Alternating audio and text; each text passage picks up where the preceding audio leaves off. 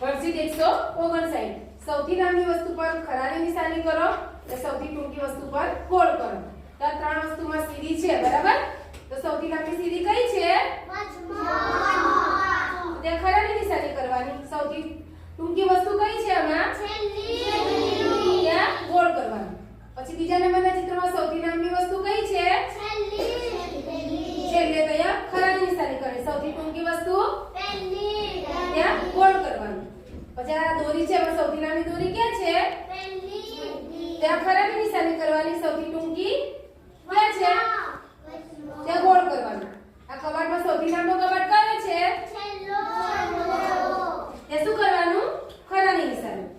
સૌથી ટૂંકી વસ્તુ કઈ છે? આમાં ત્યાં ગોળ કરવાનું. આ ત્રણ ફુગ્ગામાં સૌથી લાંબો ફુગ્ગો કયો છે? ત્યાં ખરાની નિશાની કરવાની. સૌથી ટૂંકો ફુગ્ગો